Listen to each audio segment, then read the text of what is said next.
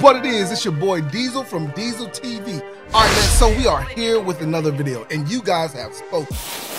Y'all said it. Y'all said y'all wanted the story in detail about what's been going on with your boy Diesel. All right, so this is what we're gonna do, okay? So I'm gonna give this story. I'm gonna tell you guys exactly how things went down, okay? Now, it's like I told you before, it's probably going to be a few videos that we go through. It's probably going to be, you know, multiple videos. I mean, multiple videos, because I want to tell you what happened. And then I want to show you some things. I want to do a video on, you know, the new guns that I got, the new, you know, rifles, shotguns and stuff like that compared to what they used to have. I want to show you the cars that they had compared to what they used to have.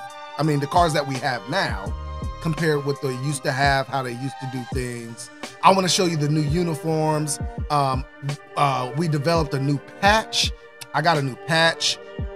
And just, you know, some of the new things. So that's what I'm saying. It'll be, you know, like multiple videos. I'm gonna show a video of, you know, the new cars. I'll do one video on that, probably do another video on the guns, then probably do another video on, you know, as far as the patches go and the uniforms and how the new uniforms look compared to what they used to wear and all that stuff, because all that stuff has actually changed.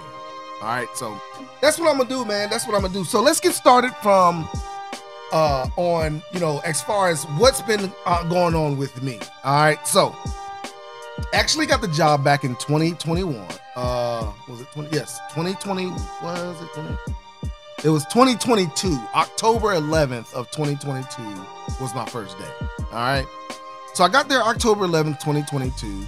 At that time, they had already had money to buy 4 new vehicles. So they decided to get 3 Dodge Chargers, and then they decided to get me.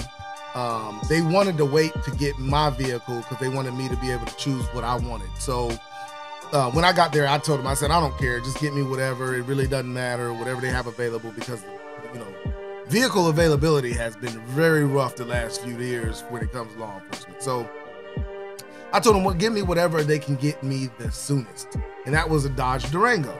So I got a Dodge Durango. I got a blacked out Dodge Durango. I'll be showing you guys the video of that and all that stuff. I'll be letting you guys see when I do my vehicle video. I'll be showing you what I drive, the inside of it and all that stuff. So I got the Dodge Durango, and then they got the 3 vehicles. So time goes on.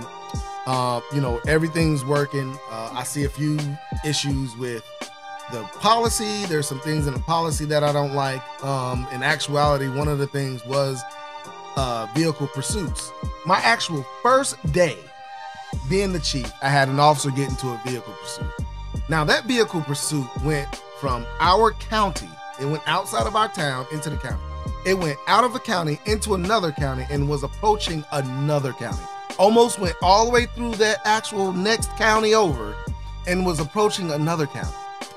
And it's because the policy on vehicle pursuits was very, very lax. If they had one at all, they really did not have it. So I looked at the vehicle pursuit policy and I was like, you know what? Some things need to change about this vehicle pursuit policy. Because at the time, that officer felt like it was okay for him to drive through out of county into another county, through that county and approaching another county. And I actually had to come over the radio and tell him to stop the pursuit. And it was all because the guy ran a red light. I just didn't feel like that was enough for me to, you know, for us to be doing that much, put that many people in danger just for running a red light. You know what I'm saying? So I went and I said, okay, we're going to change vehicle pursuit policy. Change that. There were some other things I changed. Fast forward, and let's go into what's been happening in the last few months. So around that time, we were already short on people. So I decided, I said, hey, look, I wanted to go ahead and start hiring. You know, they had always been short. I've been short since I've been there, man. I've always been short at least 2 positions since I've been there. So I said, I'm gonna go ahead and start hiring some people. So I hired a guy, you know, and, you know, I gave him a chance. He had some issues with his background and stuff like that, but I said I was gonna give him a chance. I gave him a chance. He started working and everything was all right, man. Everything was going all right, man. I mean, I knew there were some things going on in the background that I didn't per se like, because people were saying things, mainly because they didn't like the changes that I was doing. They didn't like me making them do their job, basically. And when I say that, it was literally me just having always to come back and say, listen, you need to change this with the report. The report's not right. All the paperwork's not done with the report. You need to get that felony case summary back to the DA's office. I mean, it was just always something that the guys were complaining about that I was getting on about because I didn't feel like they were doing their job 100%. The reason why I was like that is because when I first got there, man, the officers didn't really do reports in their vehicles. They would take the information for the report and go back to the office and do the vehicle report. And the reason they were doing that is because the ability to log into the server and get into our report writing system was not made available for some reason. For some reason, it was not turned on. So that was one of the first things I did. I turned that on so the guys would not have a reason to skip out on doing a report or not try to do a report or something like that. You know what I'm saying? I made it a lot easier for them just to type out a report real quick instead of having to come all the way to the office. And it's better to have officers on the road than back at the office doing paperwork. You know what I'm saying? So I made sure I made it available for everybody to be able to do their paperwork out on the field, not have to come back to the office to do anything except for return evidence to the property room or something like that, or put evidence in or anything like that. So it started becoming a problem with the guys that had been there before I got there. They were complaining about, you know, this is not how we used to do it. You know, how we used to do things was this way. And a lot of the things that they used to do, a lot of the things that the guys were doing there were just outrageously old school stuff that has gotten people in trouble in the past. And it was like, no, we cannot do this stuff anymore. We have to do this a different way, more efficiently, and do it better. So I started enforcing that. And like I said, it just started becoming a problem. There were some other things that I saw also. You know, I got everybody brand new equipment. I got us body cameras. You know, I purchased some body cameras. I purchased some new tasers, new body armor. One of the things I had a problem with was there was equipment that was never issued to officers, like a flashlight. That is like, a flashlight is one of the main things an officer needs. And the department never issued that. They made them get their own flashlights. And I was just like, man, that just didn't sit right with me. So I went out and got everybody flashlights, made sure everybody was issued a flashlight. And I didn't issue it to the person. I made sure the patrol vehicles had flashlights in them that were readily available for them to use. Charging systems in there with the vehicles and the flashlights and all that stuff. That's what I made sure.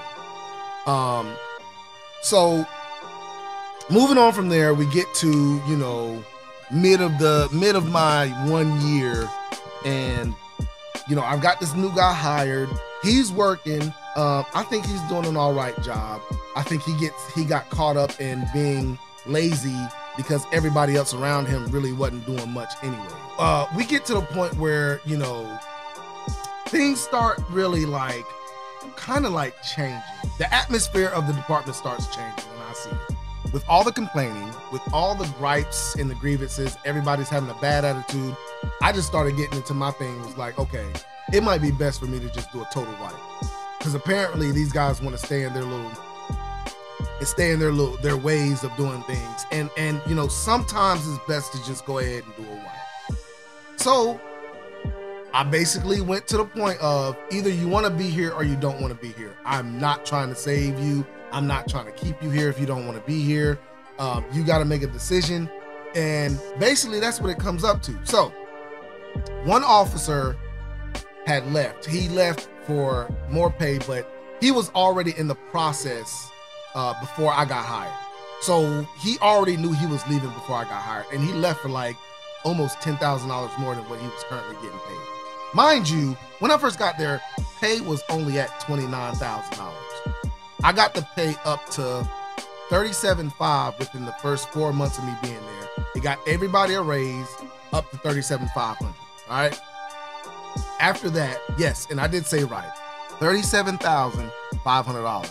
North Carolina pay is not as high as other places, but for the cost of living, that is decent pay for cost of living. So $37,500 is what I got guys up to. Well, let me say cost of living now is around what we're paying now. But $37.5 when I first started was all right. It was pretty good pay. You could live off of that. So going to the next officer. So I had an officer,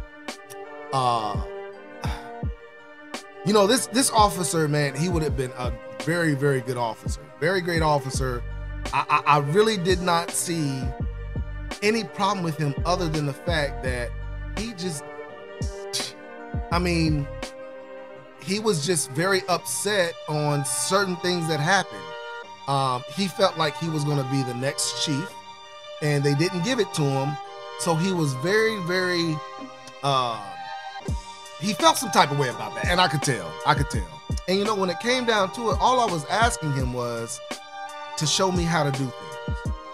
Since it was so hard for me to get any information out of him because of the way he felt, I felt like what I needed to do eventually was I had to demote him. So I demoted him and he was really upset about that. So he ended up leaving. Going to another department because of the fact that, you know, I think it really was the fact that he didn't get the job, but I know for a fact what pushed him harder to go was the fact that I demoted him.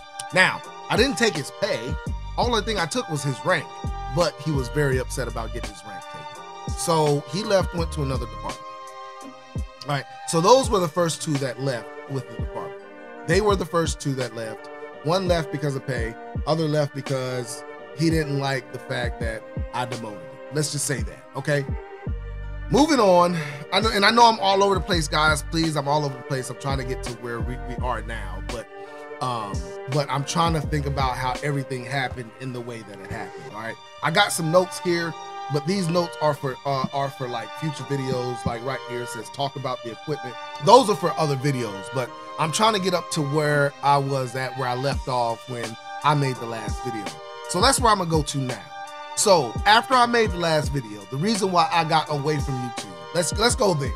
The reason why I got away from YouTube is because I just couldn't see myself devoting so much time to YouTube, and it really wasn't doing anything for me financially. You know what I'm saying? YouTube was okay when it came to money, but it really, I mean, it really fell off with how YouTube is doing with, you know, gun channels and stuff like that. So I really didn't see a financial, I would have to work very hard to keep the money up where it was.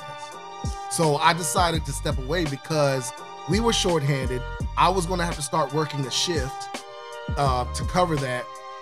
And I just could not devote doing the chief job and working a shift and doing YouTube. That just would have been too much for me. And I'm glad I did it because I literally was very, very busy. I couldn't do anything else. Only thing I really could do was whenever I came home, if I wasn't sleeping, I was playing my video games or doing something to take my mind out of being the chief and worrying about all this other stuff. All right, so once we got to that point, I was at 24-hour coverage, but it was 24-hour coverage with me covering a shift. So if somebody needed off, I couldn't cover their shift and my shift, so then I wouldn't have 24-hour coverage. So I was on a close verge of not having 24-hour coverage. And then it happened. All right. So I had an officer come to me. And this officer, like I said, I was talking about him before. Well, I didn't talk about him before. This officer was an officer that has a lot of experience. He had a lot of experience. But he was just very lazy. He loved to get out there and run and gun. He loved to get in car chases. He loved finding drugs. He loved doing all that stuff.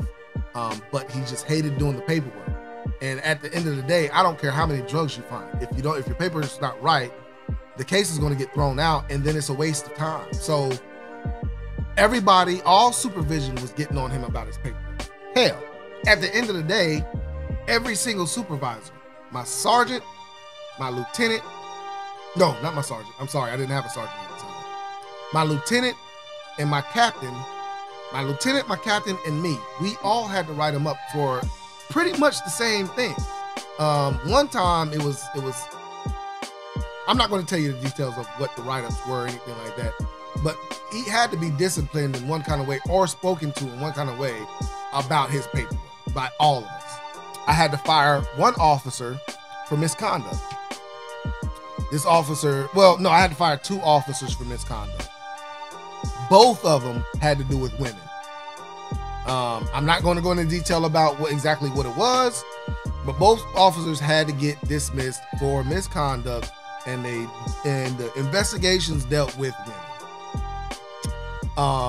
Now, I will say this, it had nothing to do with domestic violence, because for some reason people think that officers are involved with domestic violence all the time. It had nothing to do with domestic violence.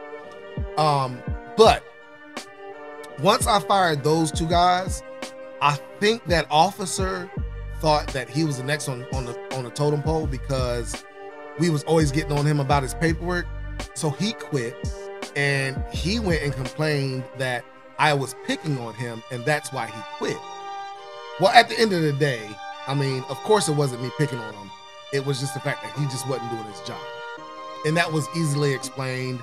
And they didn't, I mean, you know, my boss did ask me about that. And I had to be frank with him. I had to say, yeah, I mean, at the end of the day, this guy probably felt like he was on his last leg, because he's had already been reprimanded or spoken to, or something dealing with a supervisor and a negative conversation with him. You know, the last 4 months, all of us had to do something. So yeah, he probably felt like it was his last leg. So he quit. So that left me and 2 other officers. There is no way we can do 24-hour coverage that way, unless somebody does a lot of overtime. And I don't get paid for overtime. You know what I'm saying? And even before this, I was already working between 40 and 60 hours a week. So I don't get paid overtime, and I'm already putting in overtime because I would come in and work a shift, and I worked on the days I wasn't working the shift, I was doing office work. So I just couldn't see the 24-hour coverage. So we went to the sheriff's office, and we started asking in the sheriff's office if they could help out, because they helped out another town with the same problem. You know, another town had problems covering their town for 24 hours. So they signed a contract, and they went into where, you know, the sheriff's office was covering shifts for them, and they were paying the sheriff's office a certain amount of money an hour. So I went to the sheriff's office and asked them about the same thing. We created a contract and all that stuff. Well, during this time of creating a contract, I think it was in November, or it was I'm pretty sure it was in no, it was in December. It was in December. Now, the last 2 guys I got left are, you know, high-ranking guys. One, he's retiring very soon. The other, he's been in law enforcement for a very long time. All right. In December, another guy gives me a 2-week notice because he's gotten offered way more money than what he's currently making, almost around the total of $12,000 to $14,000 more than what he is currently making. And I was just like, yo, bro, I mean, hey, listen, I understand. Go do what you got to do, because like, it would be hard for me to turn down that much. So he gave me a 2-week notice. His last day was the 30th of December.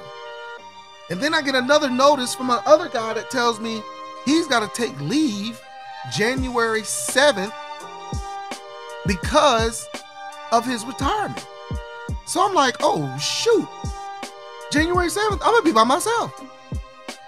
So I'm like, wow, what the heck is going on? I'm like, Jesus Christ, what? I don't know what the heck is going on. Well,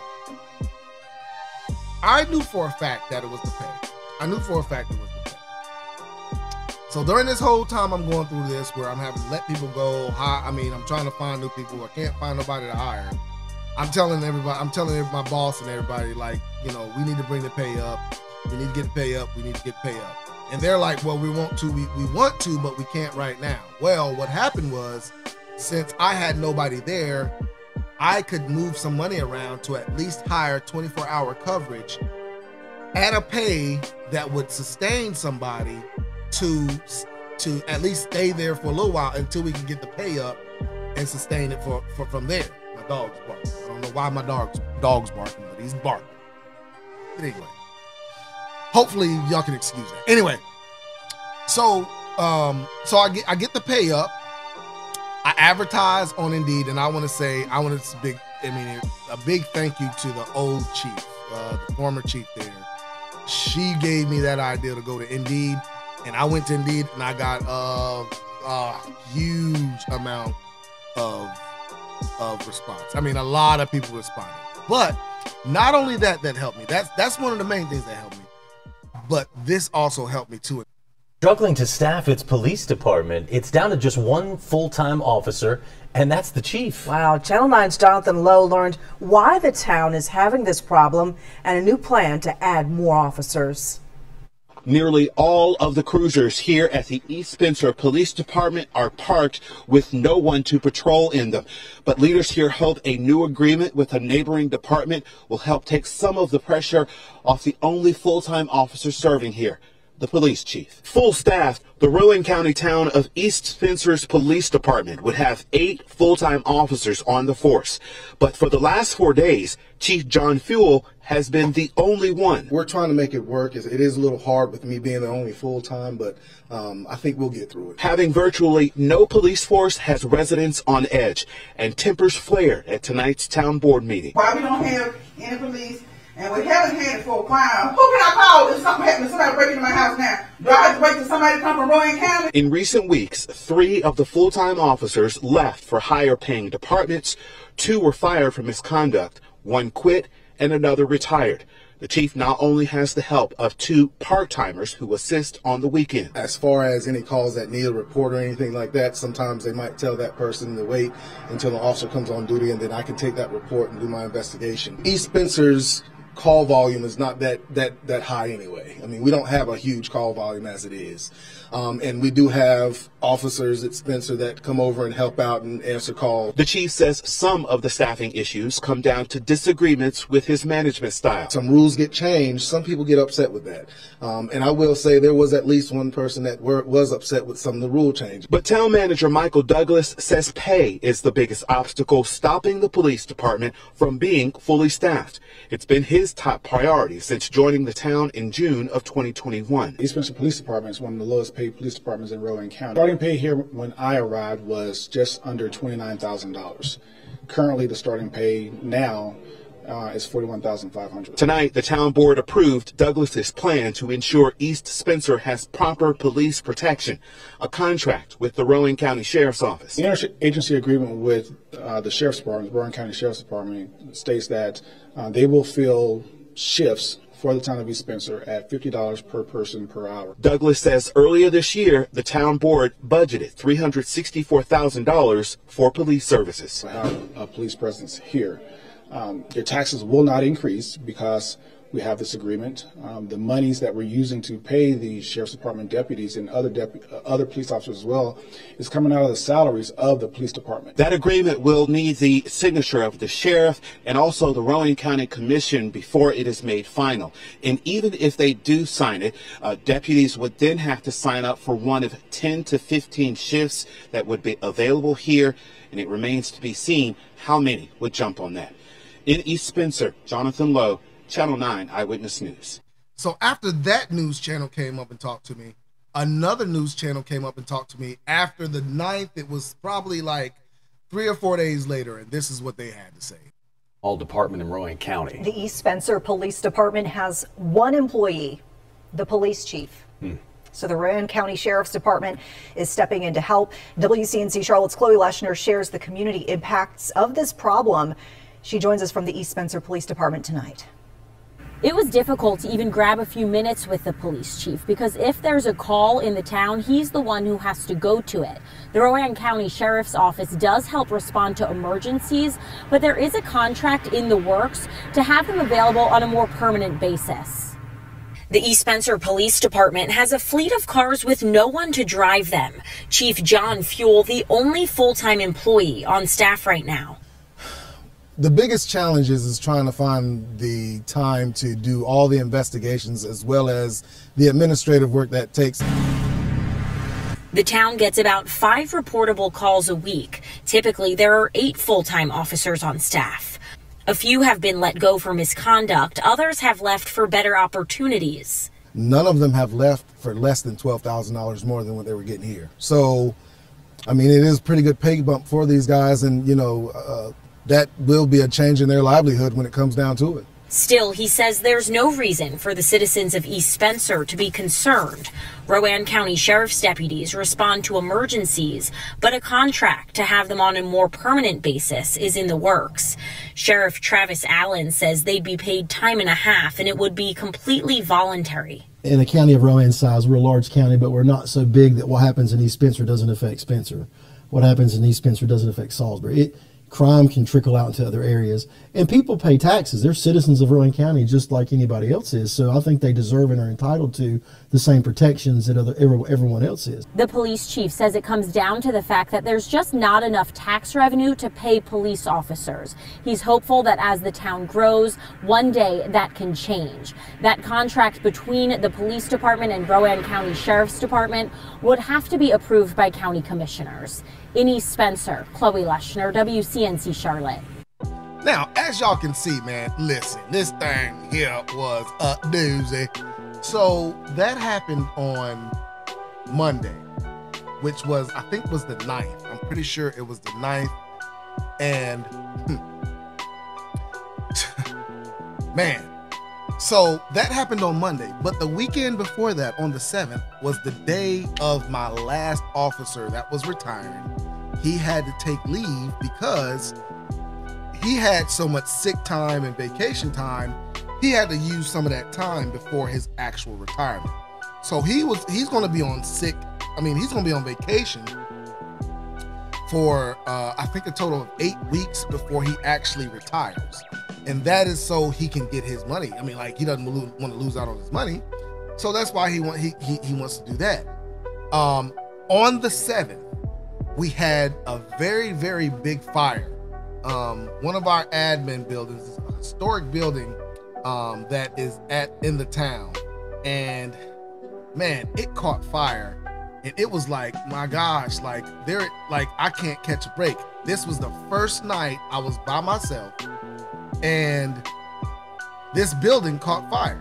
And this is the building right here, okay? This is just a picture of it. I'm gonna show you a video of it here soon. Just wait 1 second. I'm gonna show you a video of it.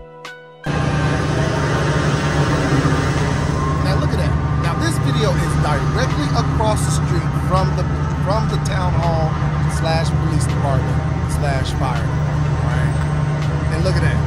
The building is fully engulfed.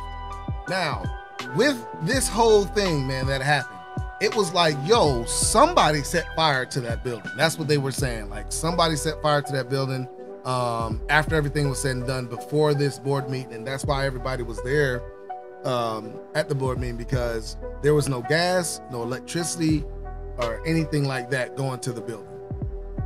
So the only way that that they feel like it could have caught was a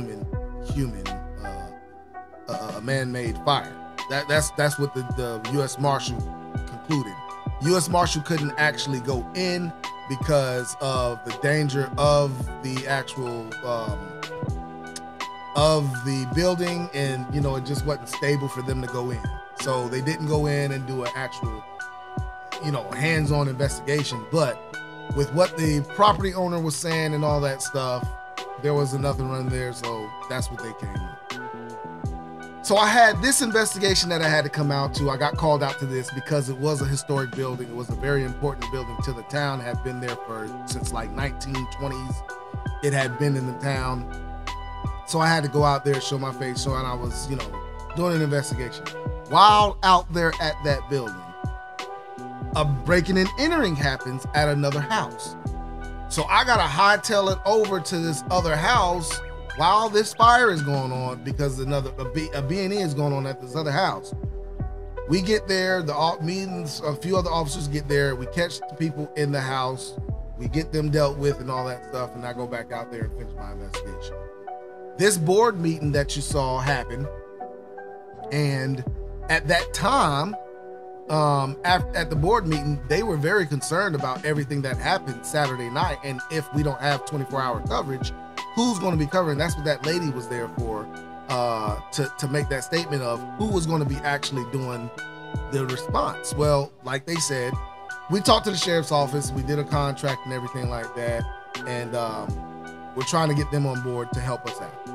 At this time, there were some officers that, well, there was only one. I'm trying to do this without showing too much. So let's go back to December, when I start hearing about, you know, my last officer gives his notice and another officer gives his retirement and all that stuff. It was like end of November, sometime in December, probably, where all this happened. I get a call from one of the ladies that works for the local newspaper. She calls me, she says, hey, I really need to come and talk to you. I need to come and talk to you and your boss. I said, oh God, what is going on now? I'm being like, okay, what's going on? We go in there and talk to her. And there was one employee that worked for the town that went to the newspaper and started spreading a whole bunch of lies about it. All right. They were saying stuff like the reason why everybody was leaving the police department was because of me, my management style. I don't hear anybody out. It's my way or the highway. They didn't like that. They didn't like that. When it came down to it, I wasn't open to any change. I mean, all kinds of stuff. I wasn't working when I was supposed to be working. I mean, it was just all kinds of different stuff that they came. They actually said that I have use of force. People have complained about use of force, or something about use of force, and that there should be an investigation on me about use of force or something like that.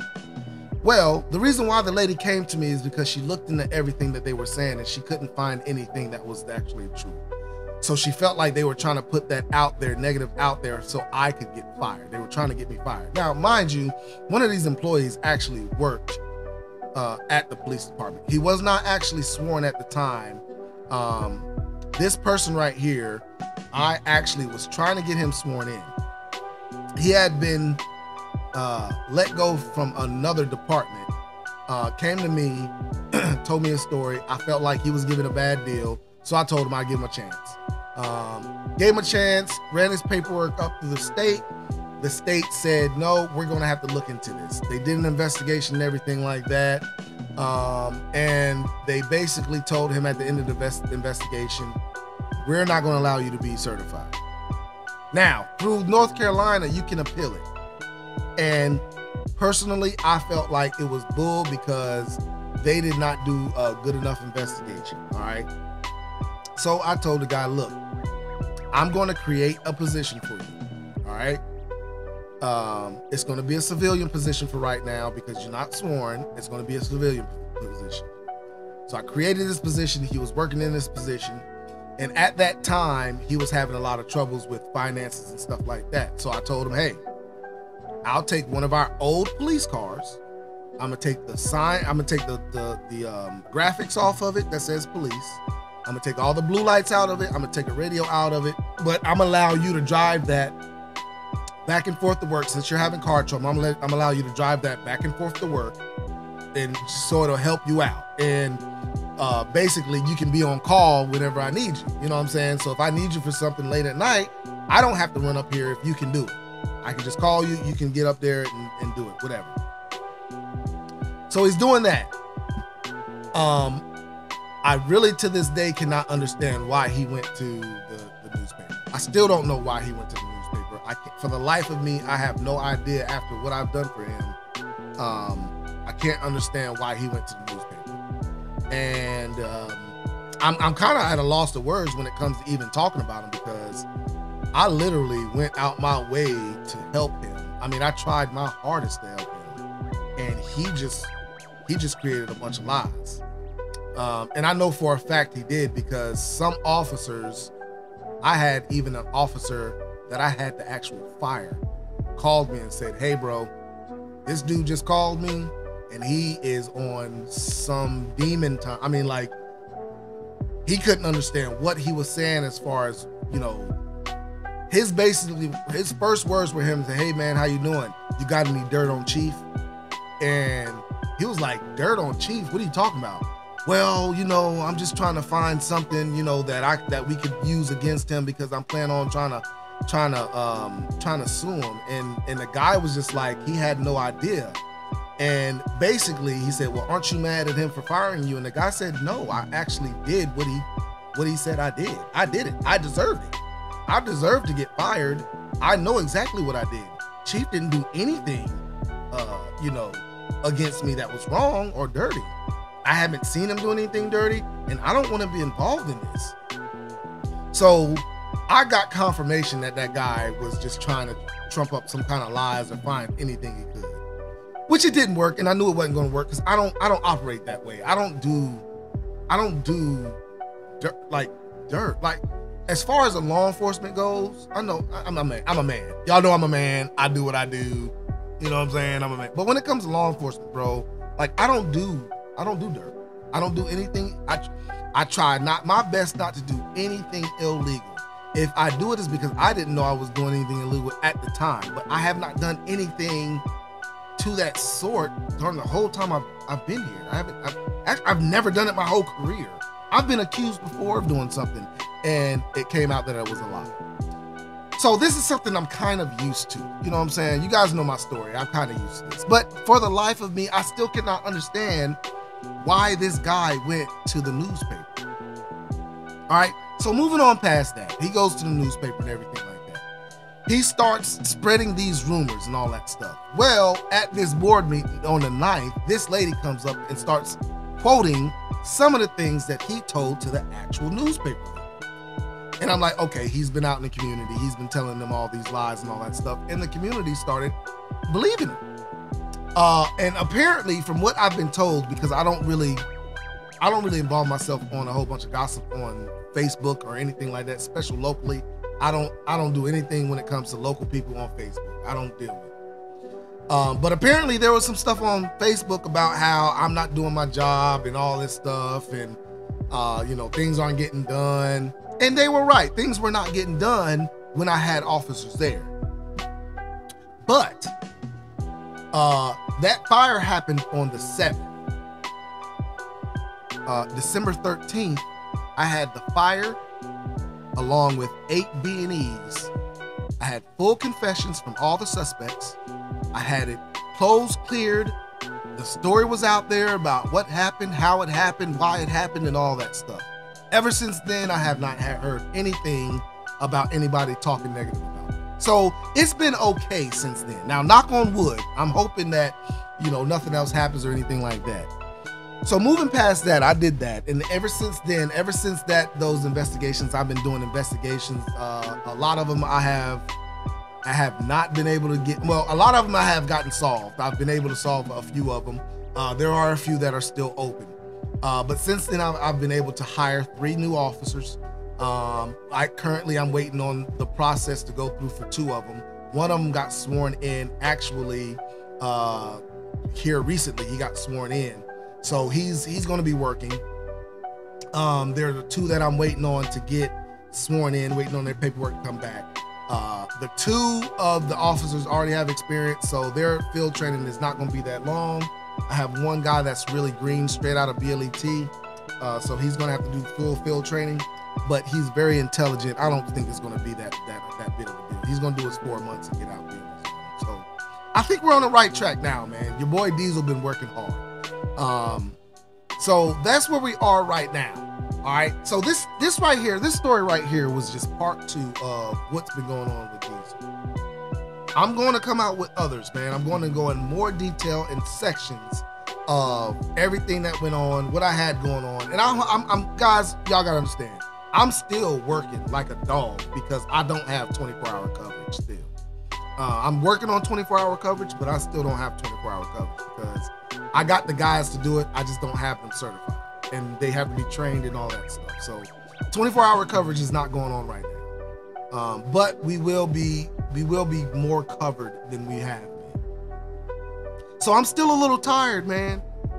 Guys, just bear with me. Your boy is coming back. He's coming back. All right.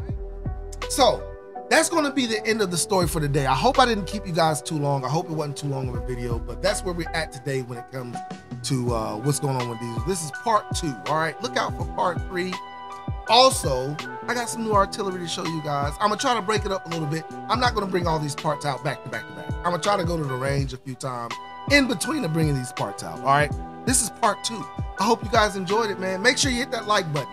Like I told you guys before, man, I need you guys to hit that like button. I need you guys to hit that share button. I need y'all guys to make this worth my while. You know what I'm saying? Make it worth my while so I can be on here a lot more, all right? Also, look out, guys. I am starting a live channel. It's called the P.O.Box Show. That show will be starting on Sundays at 4 p.m. I don't know exactly what Sunday yet, but look out. I'm going to drop it in the community. I'm going to have it on my videos before I do actually drop it. I'm going to make sure you guys know. Tune in. It's the P.O.Box Show. It'll be live. I'll have people coming up on the panels if they want to talk to me. We'll be talking about stuff when it comes to law enforcement, mostly law enforcement, what we're going to be talking about. Okay, so you guys make sure you stay tuned. I hope you enjoyed it, man. Make sure you like, make sure you subscribe, and y'all know what it is, man. I'm out.